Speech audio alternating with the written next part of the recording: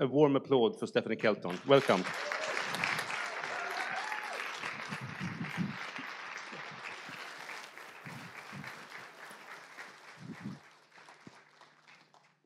Well, thank you very, very much. It is a real pleasure to be with you today. Thank you for the invitation to join you, to the organizers, and to all of you for coming out and spending part of your day here today with all of us. I hope that I can say something that will be perhaps interesting, I hope provocative. I am fairly confident in that, and useful in some way, and then I look forward to the conversation that will follow, because I think that is going to be another opportunity for us to have deeper discussion, and in ways that maybe have even more to say about the Swedish situation. So I've gotten a number of questions since I arrived yesterday about my time with Senator Sanders, so I thought maybe I would start off just by talking a little bit about what it was like for me. I was a professor of economics. I had been teaching for many, many years at the University of Missouri in Kansas City, so right there in the middle of the country. One day, a couple of weeks before Christmas in 2014, the phone rang, and on the other end was Senator Bernie Sanders. The Democrats had just lost in the midterms. They lost control of the Senate. So Senator Sanders was going to be the incoming ranking member on the United States Budget Committee. Ranking member is not the chairperson, right? The ranking member, you are in the minority. So each of the senators, the Republican chairperson and the Democrat ranking member, got to hire a chief economist to advise members of their party on the Budget Committee. You can imagine this is a pretty important committee where budgets are written and ultimately oftentimes become law. So Senator Sanders said, I want to talk to you. I need to hire a chief economist. And I said, okay. And the first question he asked me was, what would you do if you were me? How'd you like that in a job interview? So I said, if I were you, Senator Sanders, or if I were you, maybe I'm going to run for president one day. And he said, well, both. And so I told him that I thought I would start with FDR, with the Second Bill of Rights. So this was FDR's idea, fourth term, most popular president in the history of the United States. In his final term in office, FDR envisioned an economic Bill of Rights, right? He wanted it articulated in written form and adopted and made concrete so that people had certain rights: the right to a job at a decent wage, the right to health care, the right to an education, the right to a secure retirement, and so forth, enumerated. Now, FDR did not live to see the Second Bill of Rights become part of the US Constitution. People do not have these rights in America today. And I think of those as part of the unfinished business of the Democratic Party. And over time, Senator Sanders came to think of FDR's Second Bill of Rights in a similar way. Now, you think about the kinds of things FDR was talking about. Everybody should have health care. Everybody should have a job. Everybody should have a secure retirement, the right to an education. And you think, that's going to cost a lot of money, right? This is an expensive agenda. How will you pay for it? And as Senator Sanders made the decision to actually run for president, and he transitioned in 2015 to a candidate for the US presidency, he rolled out what was a very ambitious platform, okay, calling on major investments in the economy, transformative things. And you know he ran a second time, and he was talking about things like a Green New Deal. He was putting numbers out there for the public. $16 trillion is what he proposed to spend transforming America into a greener, cleaner economy. And we weren't just talking about making investments in energy and transmission, but also changing the way that we move ourselves around, our transportation sector, our housing sector, our food, right? Agriculture. So this was bold, ambitious, transformative stuff, $16 trillion. And then on top of it, add the student debt that he wanted to cancel, the public colleges and universities that he wanted to make tuition free, the health care that he wanted to guarantee as a right to all people in our country, including mental health and dental care and vision care and the like. Big, ambitious stuff. And the question that dogged him and every other candidate for president on the Democratic side, and there was a stage with about 17 people all trying to become president, the question that dogged all of them throughout the process was, how will you pay for it? It is the question that the media obsesses over. It is the question every candidate anticipates needing an answer to. You've got to be able, the belief is, you've got to be able to sell your economic agenda in such a way that demonstrates that you can pay for your spending without adding to the deficit. That's central in the thinking, both there and, as I understand it, here and across much of the world, that deficits are an evil to be avoided. There's something that we sort of tolerate in a moment of crisis like COVID, where we find an excuse to embrace the use of fiscal deficits to support the economy. But then over time, once we're through the crisis phase, we pivot back to thinking that deficits need to be pushed into balance and that surpluses are even better than deficits. And so I want to have a conversation with you in the next 20 minutes or so about why I think that thinking is wrong. And there's been mention of this book that I wrote that was published in 2020. The book was written before COVID, and so I was trying to enter this debate and to try to shift our thinking so that, in my hope, we could have a more productive conversation, a different kind of debate. It's not that we won't still debate priorities. It's not that political parties won't still have differences of opinion about tax policy and spending and the like.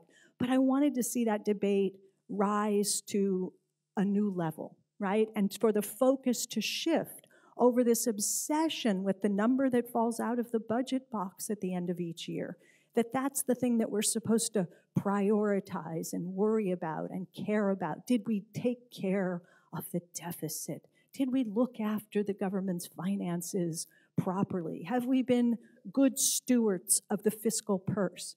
These are not the most important questions in the world. In fact, I don't really care what number falls out of the budget box at the end of each year. I don't think it tells us anything useful or important at all. It's not a good reflection upon the federal government and the job that it has done, right? So what does matter? If the number that comes out of the budget box isn't the thing to pay attention to, what should governments do? And my answer in this book is that we should be worrying about balancing the economy, not the budget. Okay? If you can achieve a balanced economy with a budget surplus, fine. If you can achieve a balanced economy with a budget deficit, that should be fine too. So what does a balanced economy look like? If you look at the Swedish economy today, does it look like it's in balance to you? This is the audience participation part. Does it look like it's in balance? Why? What's wrong with it? What would you fix? Unemployment. The unemployment rate projected in Sweden this year is what? Almost 8%? What else would you fix? Healthcare, social care. What else? Inequality. What? Climate change. The school system. Housing. Inflation. Everything.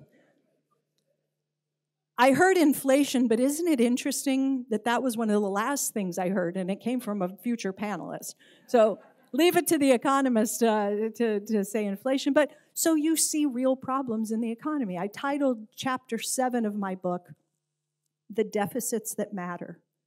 The deficits that matter. Let's address those. Let's take aim at the real shortfalls, the real deficiencies in our economy. I'm not standing here to suggest to you that I have a magic wand and that we can fix everything overnight, or that we can cure all the ails in the Swedish or the American economy in a year or two's time. But what I am saying is that we have a lot more capacity to address the deficits that matter. All of the kinds of things that you just volunteered, there is capacity within the state to begin to address those, but not as long as we are hampered by this broken thinking that the government that budgets most like a household is the government that is most responsible and doing its job. So let's talk about this. First chapter of the book is called Don't Think of a Household. As soon as I say don't think of a household, you all think of a household. But don't think of a household when you think of the finances of the federal government. So you've all heard probably 1,000 times before some politicians stand up and say to you something like, we need to live within our means. We need to get our fiscal house in order. Am I right? Do they use the term here, fiscal house? It's a house. It's a household metaphor. They're tapping into language that is familiar to us because the finances that we are most familiar with are our own. So when someone says to us, you can't spend more than you take in, borrowing and running up the credit card, piling on debt, it's irresponsible. We all say, that's correct, right? It makes sense to us because in our personal capacity, we wouldn't survive very long, spending year after year more than we bring in, putting charges on the credit card, taking on debt. Eventually, something would go sideways and we would get into trouble with debt. So when the government uses that language, we tap into something that's familiar and seems like common sense. And then from that point forward, everything goes off the rails. We start worrying about governments running out of money, piling on debt, passing it on to future generations, and all of the rest of it. So what is it that makes the federal government different from a household? So in the book, I say, think of it this way. The federal government is the issuer of the currency. Okay? Your currency does not come from you. There's nobody in this room that has the legal authority to issue the currency. Okay, if I try to create dollars in my basement or my garage, it's called counterfeiting. It's illegal, and they'll put me in an orange jumpsuit, and off I go. I don't get to do that. States and cities cannot do it. Businesses cannot do it, which is why when COVID hit, I know you're thinking about banks. Don't do that, okay? You know better than that. We can address that if we want to. The federal government gets to choose who, if it wants to create a franchisee, by extension, it allows to create a unit, right, a money thing, but it's not the same as the currency. If it was, the banks would bail themselves out, okay? So the federal government has a monopoly. They get to create the currency, and the rest of us just use the currency, which is why when COVID hit, businesses struggled. How am I going to keep my workers on payroll? Individuals, households suffered. How am I going to pay my bills if I've lost my job because of the pandemic? Mayors and governors across the country were pleading with Congress, help us, we need money, we can't run essential services. Only the federal government could step up when the wheels were coming off the economy and provide income support to households, to businesses, to state and local governments. I call it the money bazooka. We pulled out the money bazooka, and Congress fired a lot of money into the economy.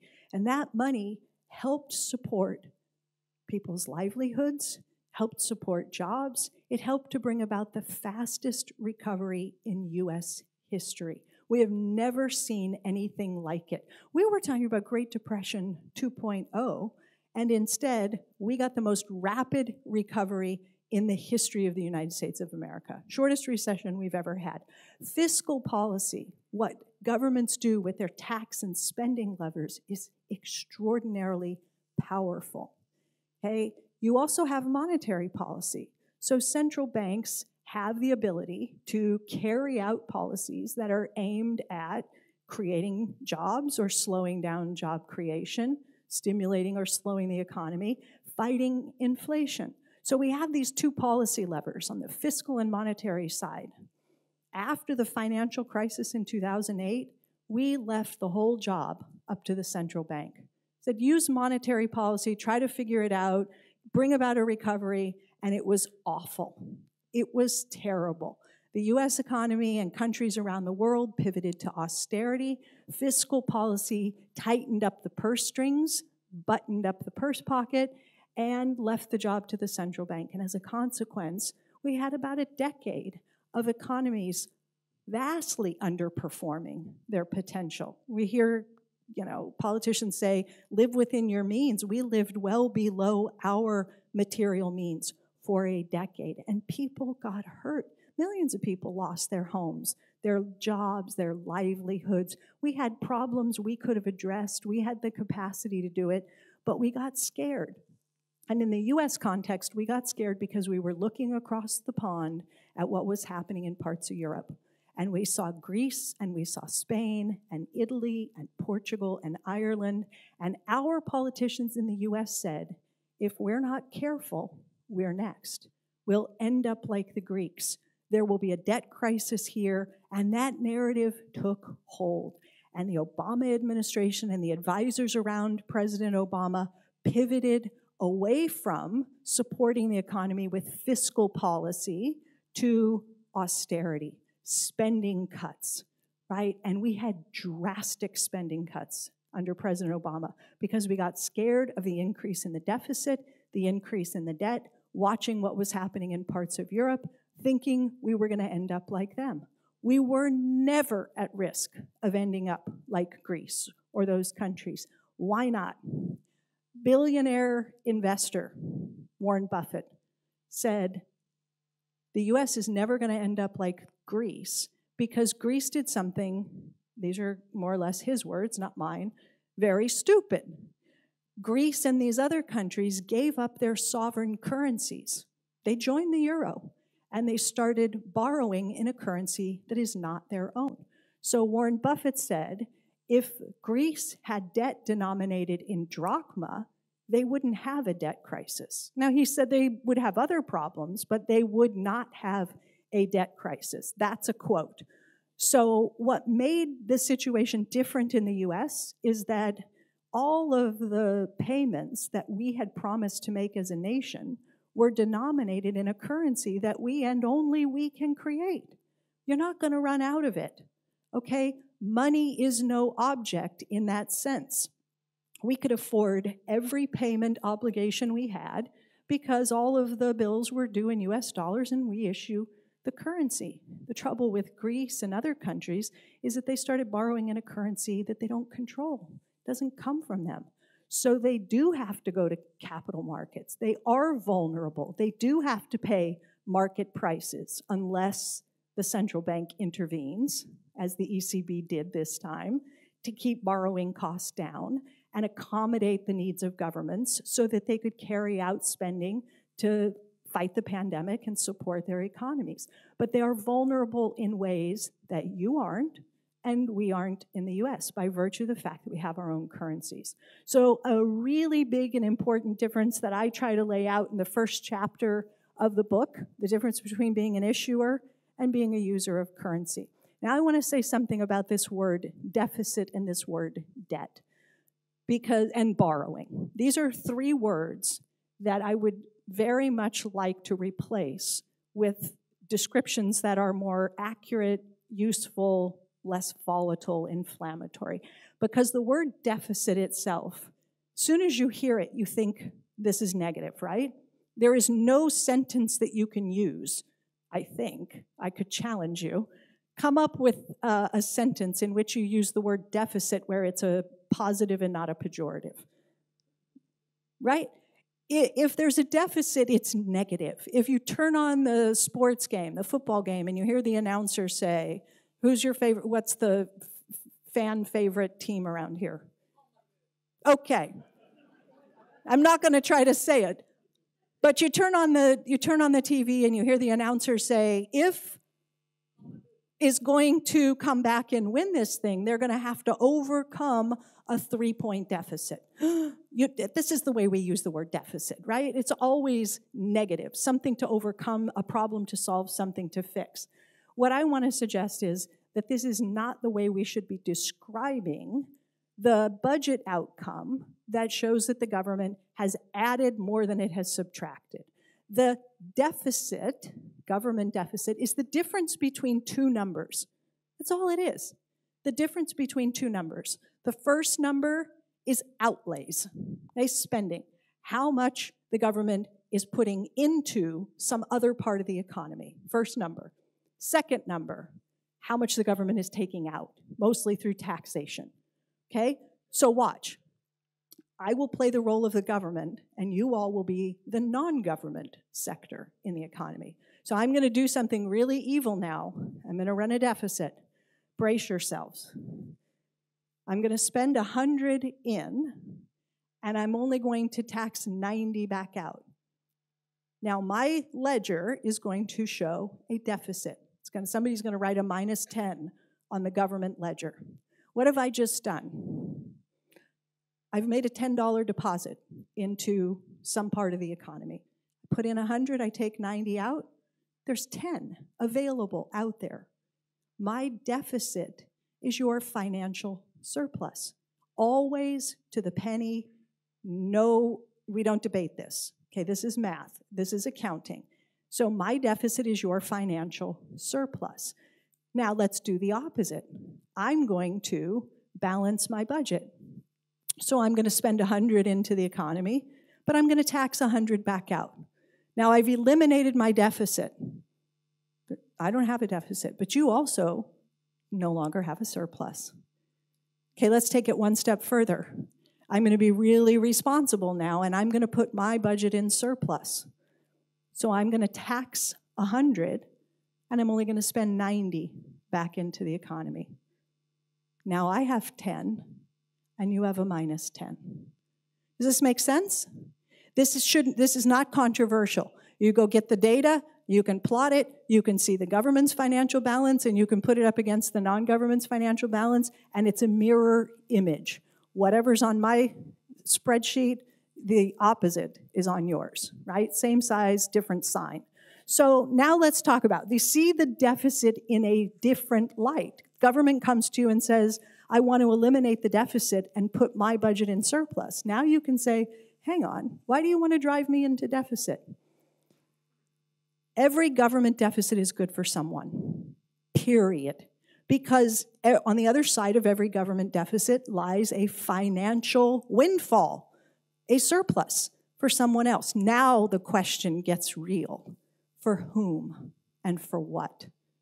If every deficit is good for someone, who are those deficits serving? Who got that windfall? In the US in 2017, the Republicans under Donald Trump passed huge tax cuts, added about $2 trillion to US deficits. Republicans didn't do that because they think deficits are evil. They did that because they know that deficits serve someone on the other side, that there's a windfall. Somebody gets all of that money. Who got it? Corporations. There's a big corporate tax cut, went from 35% to 21% corporate income tax rate, and mostly high-income earners. 83% of the benefits went to people in the top 1% of the income distribution. Everybody got a little something, but the people at the very top got a whole lot of something. Okay? So every deficit is good for someone. Question is for whom and for what? When the Biden administration came in, one of the fiscal packages they passed was about a $2 trillion package. And who did that benefit? Families with kids, state and local governments, people got stimulus checks, the unemployed got some additional benefits. It benefited the 99%. Almost none of the benefits of the Biden legislation went to the top 1%. Almost none. So keep in mind, we want to recognize that every time we hear the word government deficit, what someone is really saying is non-government surplus. Think about that. Now let's talk about this thing they call the debt, the national debt. So I did this a little bit earlier with a reporter that I sat down with. I don't know whether he's in the room, but I'm going to ask for a little audience participation because I want to make the point concrete by doing this. So I'm going to pull 5 of these out. 1, 2, 3, 4, 5, 6, 7, 8, 9, and that's 10. So I'm going to spend 10 of these. It's my own currency. I told you I couldn't create, but I did it. I'm going to spend 10 of these into the non-government economy. We can imagine that I'm paying for healthcare and education and dealing with some of the things that you folks volunteered are real problems. So I'm going to spend these into the economy. Would you be so kind? You get my... Okay, but don't sit down, because unfortunately I have to tax you now. So give 7 of them back. Give 7 of them back. There you go. You keep 3. Thank you. What have you got? You should have, if I gave you 10, you should have 3, right? So I just ran a deficit. I spent 10 in. I subtracted 7 back through taxing. Why did I tax her? Did I tax her because I needed her money? No. I'm the issuer of the currency. I don't have to tax the population to get the currency. I manufacture it. It's my currency. So why do I do that? One reason is I do it to maintain the value of the currency. What do you think would happen if all I ever did was spend and never subtract? It would lose its value, right? So we would have inflation and the value of the currency would go down. So one of the reasons that I collect tax is to defend the value of the currency. Okay, another reason might be that I found out that she's in the top 1/10 of 1%, and I'm worried about the distribution of wealth and income. It's bad for the functioning of the economy when things get too unequal, bad for democracy. And so I've passed a special tax or closed a loophole so that she has to pay more and I can deal with income and wealth inequality. Maybe I did it for some reason like that. Maybe I'm trying to incentivize or disincentivize behavior. But I'm not doing it to get revenue, okay? So I've left her with 3. My deficit is sitting in her hands. Now, by habit, when governments run budget deficits, they do this. They match the deficit by selling bonds. I also issue these. These are my liabilities. This is interest-bearing dollars. The dollars she's holding are not interest-bearing. They're just plain old regular dollars. But whenever I run a deficit, I match it by selling bonds. And we call this borrowing. But it's not borrowing. I'm not borrowing. I gave her the money. When you borrow, you go to a bank, you sit down with a loan officer, you're there to borrow because you don't have money. You don't put money on the desk of the loan officer and then ask for a loan. I put the money in, right? She's got the 3. Now I come along and I say, who would like to purchase these interest-bearing bonds? And sure enough, somebody will volunteer to stand up and say, I will buy those from you. Now, you have to have government currency to buy these, but watch what I've done. All right? So these have been subtracted back out. She no longer has them. She's got interest-bearing currency now. I don't have to do that. This is a gift. This is a choice.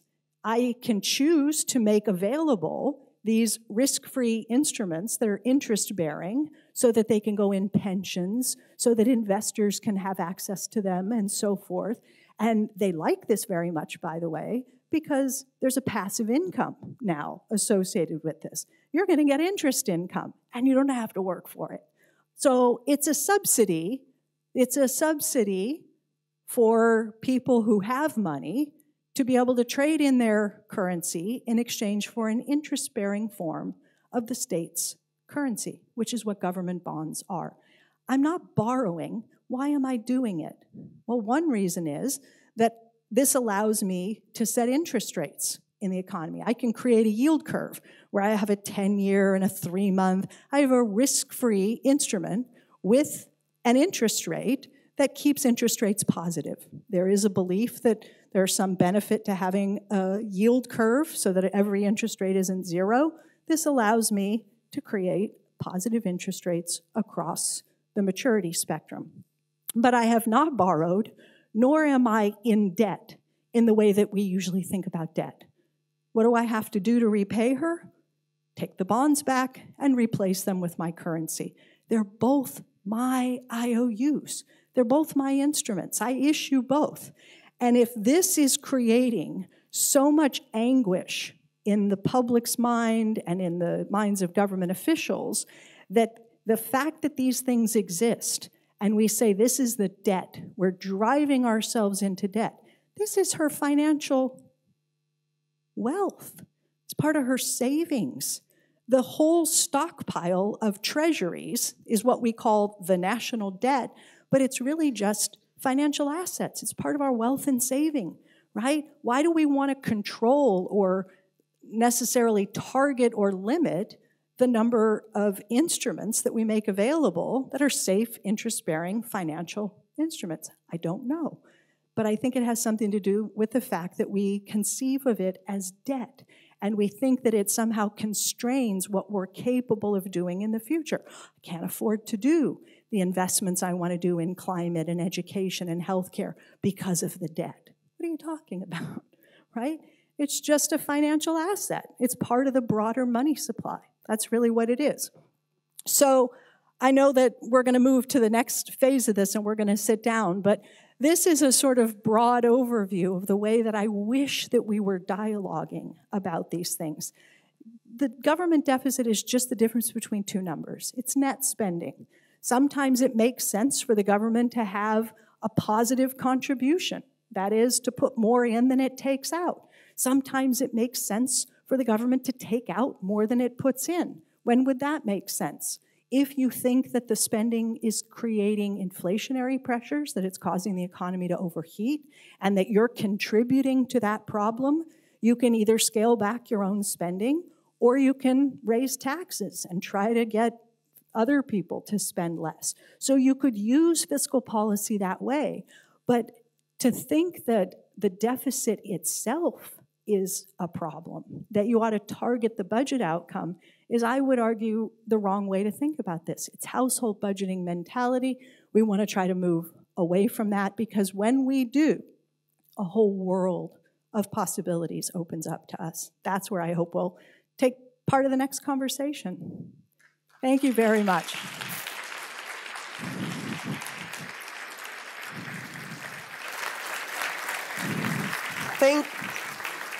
Thank you. Thank you so much. Thank you so much, Professor Kelton, for this inspiring keynote.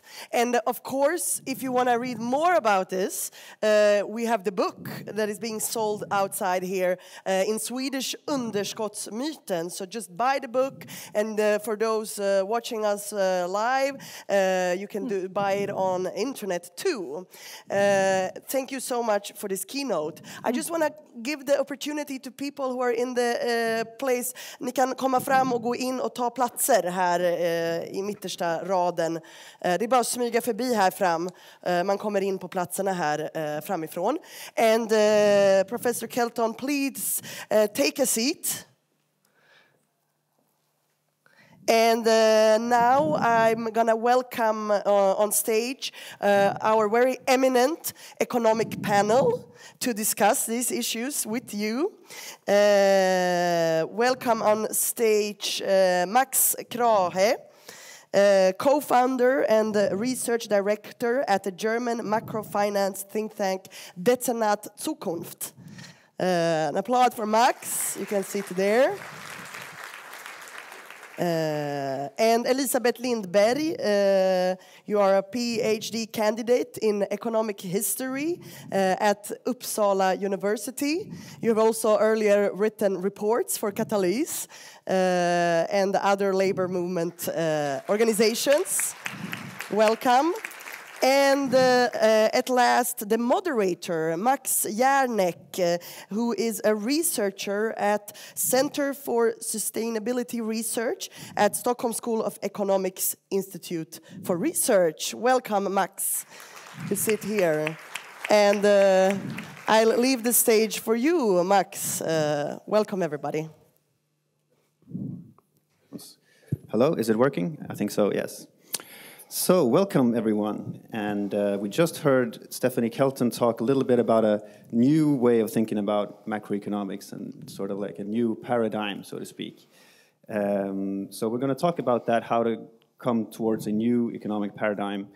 But first we have to just say that we are very much in the old paradigm here in Sweden. We are very much in the orthodox paradigm, where monetary policy is given all responsibility for fighting inflation by raising interest rates.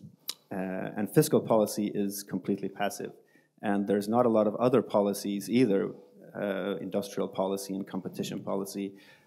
So the only way to fight inflation is to do nothing with fiscal policy and to raise interest rates.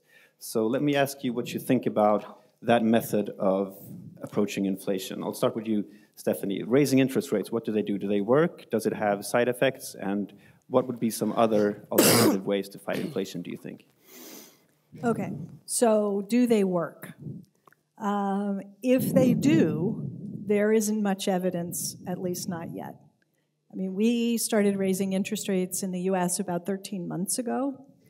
Inflation has come down, but for reasons I argue, and I think a number of other economists argue as well, for reasons mostly unrelated to what the Federal Reserve has done. In fact, Alan Blinder, who was vice chair of the Federal Reserve under Alan Greenspan, wrote an op-ed not so many months ago, making the argument that the Fed has been raising interest rates, and while inflation has been coming down, it's mostly because the problems that drove the inflation higher, mostly related to the supply side, the pandemic and the kinks in the supply chains that we've all heard about, they were starting to work themselves out, and inflation was coming down on its own.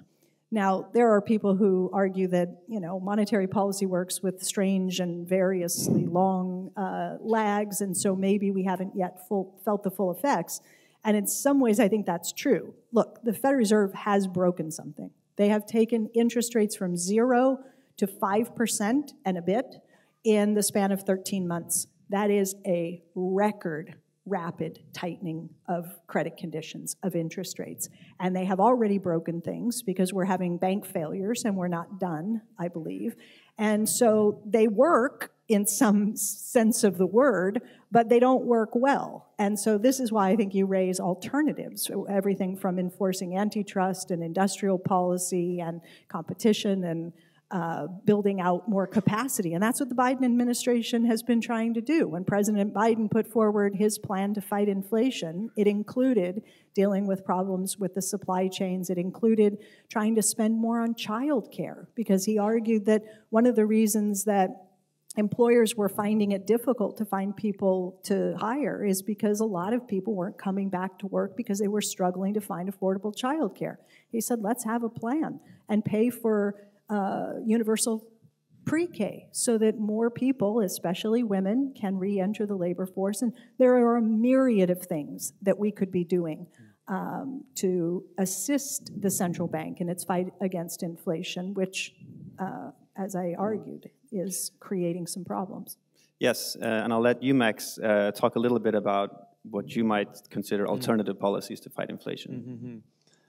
First of all, I just want to say that I agree with Stephanie in the sense that, interest rates, if they work like a hammer that you hit down on the economy, and that reduces some things, but it also breaks an awful lot of things. So it's certainly not an ideal tool. I think when it comes to what are the alternatives, what can we do instead, the first thing is to realize that inflation is not one big thing. Inflation can be caused by different factors. It happens in different places at different speeds.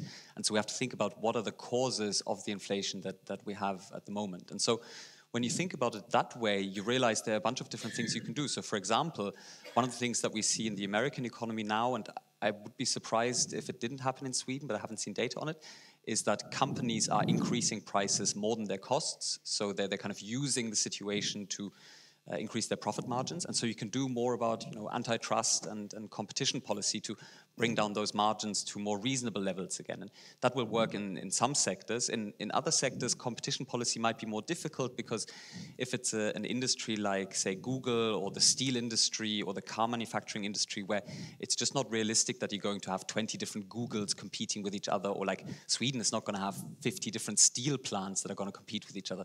There, the policy might be different. You're not going to do more competition. Maybe you will have very direct conversations with those companies and remind them of the society they're embedded in, and maybe check whether they're abiding by all the various laws that apply by them, and maybe in that way help them think more constructively about their pricing policy. Another thing you might do is think about not all prices are equal.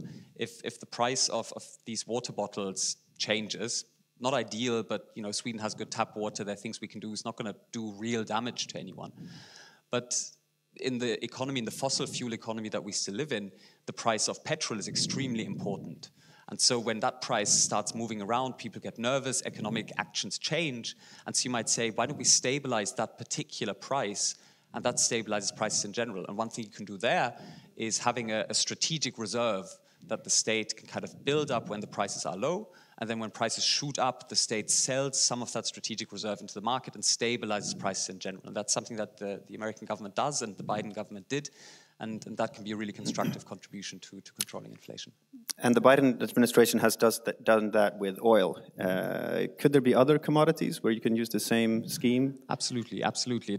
Then you really have to look at particular commodities. Generally speaking, commodities that are easy to store, are easy to control in that way. Something that we will all have to learn more about is how can you do it with electricity. I think as we decarbonize, electricity will become more and more and more important. Electricity is difficult to store. It depends on your geography. If you have a lot of water power with kind of pumped, well, let's not get lost in the details, but we can do it with other things. It depends on the specific details. And here in Sweden, the leader of the Social Democratic Party often talks about storing grain in the barns, but she uses it just as a metaphor for having a surplus. So maybe if she would actually store real physical grain in the barns, she could smoothen out price volatility in the food market. Could that be? Can I just jump in on that? So it is extremely important to make that difference, because storing, the currency that you produce in some, I don't know, in an Excel sheet somewhere is not going to give you grain when you need grain, right? If there's a grain shortage, the fact that you have some kind of pieces of paper stored, you can't eat them. It's not even a piece of paper. It's what you said. It's a ledger entry. The idea that you're going to trap numbers on a spreadsheet and that's somehow going to better position you in the future to meet the real needs of the people is just absolute fantasy. You have all the digits in the world on your spreadsheet ledger, but if you don't have the raw materials and the real resources that you need to provide healthcare and education and the rest of it, you're just as poor as if you had no numbers on your ledger at all. Yes.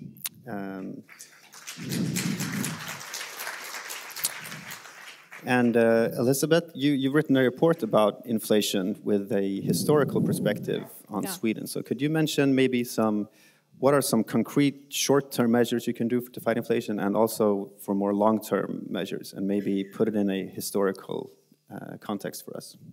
Yeah, so I think the best way to decrease inflation in the short term is mostly price caps and going in directly and regulating different markets where these price increases actually happen. And that is something that has been done historically. Sweden did it a lot during the 50s and the 70s, and it was a really common way to handle the wars. I mean, everywhere in the US, in Europe, you had price caps, you had caps on imports, you like regulated the economy to work as efficiently as possible, even when you had these like off-cut trade flows and so on. So yeah, I think we have a very tiny toolbox with just this interest rates, and we could really like expand it. And as it has been done historically, I don't see why it couldn't work today as well. I just was going to build on that, which is to say that historically, one of the prices that we capped was interest rates. We did that during and immediately after World War II, and we just said we're going to put a cap on interest rates. Now, how does that help you deal with inflationary pressures? Well, because the passive income that you were collecting increases massively as the central bank raises interest rates. So in the US context right now, because of the Fed's rate hikes, we are going to pay out trillions of dollars over the coming years in additional income to bondholders because of the Fed's rate hikes. So what could we have done with that $1 trillion, $2 trillion, $3 trillion that will be paid out over time? We could have made investments in all sorts of things that would improve material well-being for people, but instead it's going to go passively. So one of the things that was done was to cap interest rates, to keep... Yeah, that's really interesting, because you mentioned housing before in your keynote speech, and until the 70s you couldn't put which rates you wanted on housing in Sweden, for example, and I guess it was the same in other countries as well. So yeah, there you have a really good example of how central banks actually increase inflation in the short term. Yeah, you're paying out all of that additional income, which of course people can turn around and spend into the economy, just like any other source of income. They want to suppress demand. Right. Yeah. That's right. And in Sweden, can I jump in with two, I think, complications about price controls? Because I agree that it's an instrument that we massively underuse, but I think we need to be competent when we bring it back. And so I think it's important to think about two complications that can arise. One is they don't work particularly well when you import the main good. And I think for the US, that's often not particularly important, but most European countries don't have their own oil. And so doing a cap on the oil price when you're not producing it, difficult. The other complication is that when it is something that you do produce domestically, often there is a political price to doing it. So imagine, again, in the Swedish economy, that Sweden produces a lot of steel. Let's say there is a huge rollout of renewable energies, lots of wind farms, and maybe also construction. So you use a lot of steel, price of steel goes up, and you say, okay, this is going to destabilize the economy, we cap the price of steel. This is going to be good for the people who build the windmills, but the steel plants are going to struggle. And so then, as the government, you will have to bring the people to a table and kind of make sure that things work. And that's going to require some of your political energy that you then can't dedicate to other things. So I think those two things, we should bear them in mind. But then when we bear them in mind, we should use price controls more. Thank you. And let's talk a little bit about interest rates. And you mentioned that it's a very narrow toolbox. And I think that's not an accident. I think they purposely made it as narrow as possible, sort of like to mimic the market, so that government intervention will be as narrow as possible. But you mentioned low rates, and I think a lot of people worry about having low interest rates that we had during the past 10 years. We even had negative interest rates in Sweden, and the central bank has been criticized for keeping interest rates too low and for doing so-called quantitative easing when they buy a lot of financial assets and government bonds. And people say that causes bubbles and inequality and inflation. So what's your response to that, Stephanie? Well, you can have asset price inflation and speculation that drives bubbles in an environment where interest rates are very high. We had that in the 1980s. We had savings and loan crisis, commercial real estate, bubbles in the stock market and so forth with interest rates that are well above zero.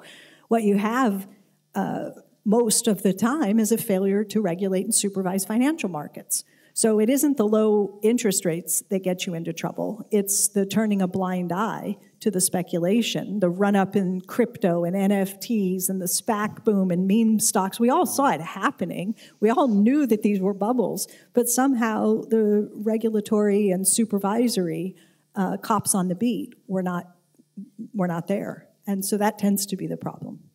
And could there also be other ways of regulating credit without just moving interest rates up and down? Could you have a system of credit controls and did you decide that certain sectors would have lower interest rates and other sectors would have higher interest rates? It's sort of like a more interventionistic policy. Is this something that we've seen? I think in your historical work, I think you've seen that we've had that before. Is that something that we could use today, or was it only during the Bretton Woods system that was possible? Could we have credit controls more now? Yes. Yeah, I guess we could, but as Max mentioned, I think any kind of control or regulation, it requires some form of political negotiation, and basically there hasn't been this economic consensus between countries that this is the way it should go, that we should rule the economy like this. It has more been this Washington consensus that we should deregulate markets and have free-flowing capital and so on. But of course, if there was a shift in that, yeah, I don't see why we couldn't have regulated capital. Yeah, regulated capital flows across borders, you mean, would require international coordination. But if we have more of a system of credit within a country that, for instance, the central bank would give loans to, say, wind energy at a lower interest rate than a big factory, would that be a possible way to control credit? Sure. You think so? Sure, of course. You're basically describing trying to accomplish something that we typically try to accomplish through the tax code.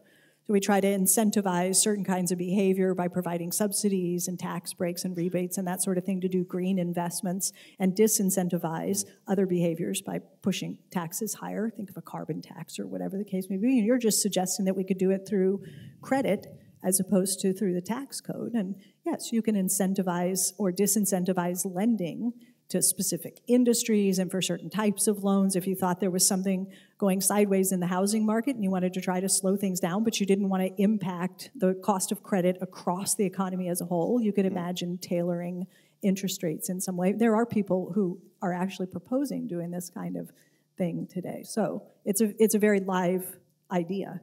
It's also worth mentioning that this is how the Chinese state has run its economy ever since the kind of market liberalization of the 1990s, which was seen at the time as China converging on an American or European liberal market economy model, but actually in one crucial sector, in the financial sector, they never did that. All the big banks are public. There's an awful lot of very specific financial regulation about housing, about where you can invest in industry. And they use that very deliberately to steer both the macroeconomy and where it goes in terms of specific sectors. And you know, there are many things to be said about China, but that particular piece of the Chinese state works very well. Yes, it does. They can pick up the phone and call the banks and say, we're not making loans of this kind until further notice. Mm-hmm. So they've kept the commanding heights of the economy under state control. And I think that's something that we in Sweden have, or the Social Democratic Party in Sweden kind of gave up that idea that the commanding heights should be under state control. So I wanted to talk a little bit about that history of what happened, how we arrived at this current paradigm with a very active, but at the same time very narrow monetary policy where the only tool allowed is raising interest rates up and down, and a very passive fiscal policy, or an austere fiscal policy in the 1990s. There was a big scare here in Sweden that the national debt was ballooning out of control. We had a housing market that crashed in the 80s, and then in the 90s that debt moved over to the public balance sheet and everybody freaked out. And interest rates were going up. We had a bank, Skandia, that said we're not going to buy any more government bonds. We're not going to lend money to the government anymore. There's a very famous story about our prime minister. Actually, he was a finance minister at the time, I think, who in 1994, 1995, did this tour in the US. He went to Wall Street with sort of his cap in his hand, and he begged the bondholders for money, and he said, we're going to cut down the welfare state, we're going to raise taxes, we're going to impose austerity. Please lend us money at a better interest rate. And this experience, I think, has been very formative for the Social Democratic Party and the whole Swedish society. He describes this experience in his book as being so humiliating that he decided that never to go into debt again because he didn't want to beg these finance bros on Wall Street for money. So maybe you could talk a little about this, Elisabeth. But first, I just want to ask Stephanie if you think that does this story make sense for a country like Sweden that has its own currency, its own central bank, a floating exchange rate? Does this story make sense to you?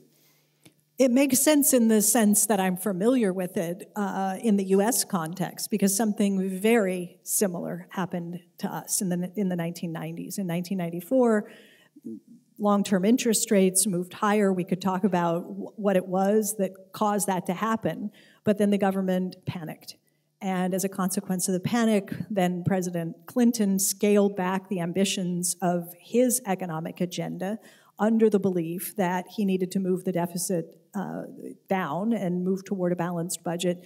And so we had almost the identical experience. I think the stories are a little bit different, but they're more similar than they are different. In terms of the finance bros, you know, it's interesting because in Australia, they had budget surpluses in the 1990s. And as the government was running surpluses, remember, it's taking more Australian dollars, in this case, out of the economy than it was putting back in. And so it was actually beginning to pay down the debt. And what happened, I'll use your terminology, the finance bros went to the government and said, we're running out of that sweet, sweet risk-free reward. Where's the government paper that's offering us that subsidy, our risk-free rate of return? So the government, while it was running surpluses, started issuing more bonds to satisfy the desires of investors. And so, you know, it's a very strange way that these things become mythologized and then take on a life of their own. And decades after an experience like that, it's still being, in a sense, weaponized to defend, you know, austerity and so forth. But I'm familiar with it from my country context as well. And do you think it was unnecessary for Bill Clinton to scale back his economic program? Could they have? Was this debt a problem? Was the interest rates a problem? Was the bond vigilantes, were they causing real damage? There were no bond vigilantes. There aren't bond vigilantes. The bond vigilante is the central bank, because the central bank has ultimately discretion to move the interest rate in the opposite direction. If it doesn't want to see yields go higher, it can push them lower. So in this case, when Skandia, the big bank, said that we're boycotting government bonds, the central bank in Sweden, the Riksbank, they could have bought these bonds instead, do you think? Oh, sure. Could have stepped in and immediately pushed interest rates wherever they wanted them. Okay. Yep. And still, there was a lot of panic about this. And maybe you, Elisabeth, could talk a little bit, add some more historical context to this, or perhaps say something about how this episode has shaped the thinking of today. Yeah, I think basically the 90s was like a break with what was considered normal. In the early 1970s, the public debt level was about 20%, and today we have a public debt level of about 20%. So and during the 70s we had the oil crisis, we had an industrial crisis, and the public debt level, like, it ticked upwards all the time. And when the Social Democrats came to power in the 80s, they cut the debt a bit, and then it rose again to the peak level of about 70% in the early 1990s. And I think this experience of having like this not normal state to deal with, and the rise in the interest rates and the fear that, oh my God, the welfare state is about to collapse, it really shaped the Social Democrats, and it still does. And more or less because of the notion that public debt isn't something you have. It's something that should be on a really low level, and considering that you have in Sweden, you have pension funds and so on, it's basically no debt at all. The state has a wealth share, basically. And that's how it should be. And and that idea still rules today. And what happened after the 1990s, or at the end of the 1990s, we changed the budget rules, and we instituted a host of fiscal rules to keep the budget in check. And fiscal rules are very popular also in Europe and at the Euro level, or they're popular with politicians, I should say. And it seemed like they would go away during the pandemic, because it started to seem so unrealistic that Italy was ever going to go back down below the 60% level that the rules mandate. But you, I think, and your institute in Germany has been involved in trying to change the fiscal rules. But it seems that they, like zombies, they keep coming back. Why are they so hard to change, do you think? They are like zombies. It's a real problem. So we have to distinguish two levels here. So at the German level, they are very sticky because they're now written into the constitution. Never put a number in the constitution. That's a very bad idea. And then you need a huge majority to change it. That's very hard. At the European level, the problem is that it gets complicated, but mostly changing them requires agreement from every single member state. And so again, good luck with getting all the different member states of the European Union to agree on anything, especially if it involves real hard money.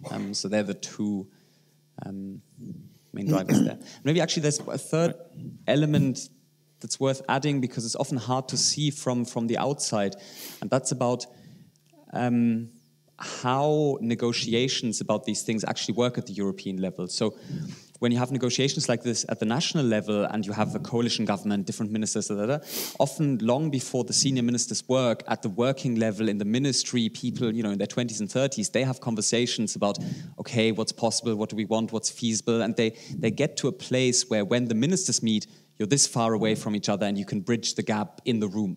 In Europe, this working level pre-conversation doesn't really happen. And so when the finance ministers meet in Brussels, one's over there, another one is in the back of the room, another one's over there, they've got 48 hours to figure things out, and the distances often just simply cannot be bridged. And so it's a question of how do you structure these negotiations in a way that you get working level conversation much earlier, and that's not happening at the moment. Yes, and you've also written a fascinating article, I think, Max, about the the Eurozone and how this paradigm of monetary dominance that we've been talking about, where the central bank should only be responsible for macro policy, how that got written into the laws of the Eurozone. And could you say something a little bit quickly about where those ideas came from and how they came to be instituted in this legal architecture? This is extremely interesting because it's something that happens outside of the limelight of politics and is extremely important. So Stephanie mentioned that in the mid-1990s in the US, long-term interest rates were increasing, and that became a problem, but it became a problem because the central bank chose to let them rise, and the central bank could have pushed them down again. Now, in the Eurozone, the ECB is subject to a treaty. There's certain things it can do, other things it can't do. And so there's one particular provision that says, look, the ECB cannot directly buy these government bonds from individual governments. And so there's something it can't do. It says nothing about acting in the markets and moving interest rates in the markets. But both the European Court of Justice and the German Constitutional Court said, this thing over here, that's banned. That other thing there, the treaty doesn't say anything about it, but we don't like it. And so we're kind of going to say that you really can't do this, you can only do it under really tight conditions. And so the ECB gets nervous about when it can and cannot move those longer term interest rates. And that's really a story of how various judges interpreted the functioning of monetary policy. And in that weird background process where judges are making economic judgments, certain monetarist ideas from the US in the 70s, some German ideas as well, ordoliberalism, skewed their judgment, quite frankly. And now it's hard to get that out, but we're working on giving future judges an economic argument to say, look, this was a bad thing. A is banned, the treaty says that, but B is allowed. And these were all ideas from the Chicago school, you mean? Like the sort of extreme libertarian, neoliberal ideas. The basic thought the basic thought of monetarism is really simple. It's inflation moves with the amount of money. If you double the quantity of money, prices double. The problem is, this is just not true in practice. So you can try and look at the data, and often monetarists will slice the data in different ways, but it's just not true. Let me ask a really quick question to you, Stephanie, about the stimulus in the US and the current bout of inflation. That people have criticized Biden for spending so much money at the start of his term, and that this has caused inflation, or at least contributed a lot to inflation. So could you say something about that? Is it true, and if so, was it worth it anyway, do you think? Well, I definitely think it was worth it. There is an effort on the part of some to do a sort of ex post autopsy, looking back on what was done with the fiscal stimulus, how much of it can we legitimately say probably pushed demand too high, put too much money into too many people's hands, allowed them to spend, fueling some inflationary pressure, and how much of the inflation we're dealing with today, lingering inflation, can be traced back to those fiscal decisions. So the San Francisco Federal Reserve Bank and the ratings agency Moody's Analytics and others have attempted to sort of decompose inflation into how much of it is still, hangover from the pandemic and supply chain related, how much of it is due to any excessive fiscal support that was given, how much is Russia, Ukraine, energy, food, how much is what else is going on? Whatever it is, right? Well, they don't put climate change in. They don't put interest rates in, but they do put some of these other things in. And they say, we can say that 0.3% of the inflation that hangs around today maybe has to do with the stimulus having been too big, which is to say next to nothing. It is mostly through the system, and what we're dealing with today are some lingering impacts from supply chain problems and some price gouging and profiteering. That one's in there now. So the ECB has done this sort of thing, looking at European inflation and attempting to say who's the culprit. It's like the game Clue. It was Colonel Mustard in the library with the revolver. It was who done it sort of question, and And this sky-high inflation that we have now, I think, has surprised a lot of people. I was certainly surprised by how high it went and how long it has persisted. And what's been notable to me is the sort of like knock-on effects, the cascading effects in supply chains. So I think it's been really interesting to follow how it has played out. Is there anything that you think that you have learned about inflation, how it works? Have you changed your mind on anything about this recent episode of inflation that you will focus on more? Well, I think people should change their minds about a lot of things, and I think that you just pointed to the monetarists. And you know, if your theory is that inflation is always and everywhere a monetary phenomenon, I think that a lot of people are beginning to rethink that right now, and it has to do with, you know, so much effort. People like Isabella Weber and others who are really attempting to dig into the empirical side and to say, where is all of this inflation coming from? And time again, people are being persuaded that this has a lot more to do with pricing power. And, you know, at certain points in the process, it didn't start off this way, but as the inflation got going and people became accustomed to expecting to pay more for the things that they buy at the grocery store and for energy and for the rest of it, companies figured, you know what? Why not? Let's see. Whether it was Pepsi or Procter & Gamble, they're on they're on their earnings calls. They're telling shareholders that they've been able to get away with raising prices far in excess of the rising costs they're facing, and their profit margins are showing the benefits of doing some of that. Yes, we unfortunately need to wrap up now with one last question. We have a few minutes, I think maybe 3 minutes left, which is way too little, but do you see, I want to ask the whole panel each in turn to think about, do we see any signs of moving towards a new economic paradigm? And also I want to ask you about strategy. What's the best strategy to change the paradigm? Is it to kind of take the orthodox ideas as they are and try to tweak them? Or is it to just tear everything down but then get sort of like you become an outsider? Does being an economic outsider mean that you have to be a political outsider? So could you say something quickly maybe about this? Elisabeth, I can start with you. Do you see any signs of things changing? Yeah, I mean, there's certainly a debate about it, and has been for some time, but not really any signs of changing policies, I think, not in Europe at least, not in Sweden. And yeah, I think if we really want to change the paradigm as it is now, I think we need to build some kind of a momentum, and then we need labor unions, we need progressive parties, we need experts. They all have to like speak in the same language and make the same message, and really they don't have to coordinate necessarily, not consciously at least, but at least move in the same direction. And yeah, maybe we have at least experts, we have labor unions, maybe it's just the progressive parties left. And Max? You can applaud.